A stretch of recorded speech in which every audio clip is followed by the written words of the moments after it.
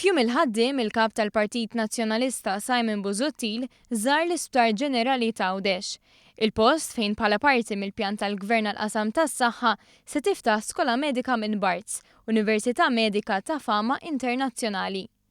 L-istess bħalma għamel fil-każ tal-Malta fejn il-kumpanija Ċiniża Shanghai Electric għamlet investiment ta' aktar minn 300 miljun euro, Busuttil qed jipprova jiżra' id-dubji. Ekku, fis-settur tas-saħħa b'mod partikolari l-inċertezza ma tgħinx. Illum qegħdin f'sitwazzjoni fejn qed jissemmew numru ta' affarijiet imma flok b'mod uffiċjali mill-Gvern permezz ta' għajdut.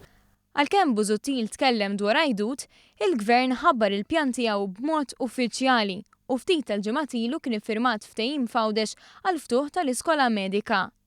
Aktar tard ħarġet ukoll sejħa ta' interess ta' 200 miljun euro li għandha twassal għal investiment li jibdel l-Isptar ta' Għawdex u l-Isptar San Luqa.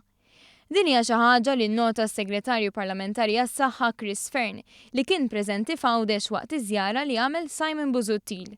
Fern xejjen il-kritika ta' Busuttil dwar l-inċertezza mill-ħaddiema fil-qasam tas-saħħa.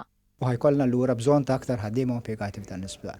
Fil-fatt, kemm l-investimenti li ħajkollna bl-iskola medika Barts kif ukoll bil-isptar ġdid li se jkollna ġewwa Għawdex, ħajżdiedu ħafna l-opportunità ta' xogħol għall-mediċi, għan-nurses kif ukoll ħaddiema oħra għawċin. Da jfisser il-ħaddiema kollha li għandna jaħdmu Għawdex fil-qasam tas-saħħa ħajibqgħu jaħdmu Għawdex, anzi ħajkollna bżonn aktar ħaddiema f'dan is-settur.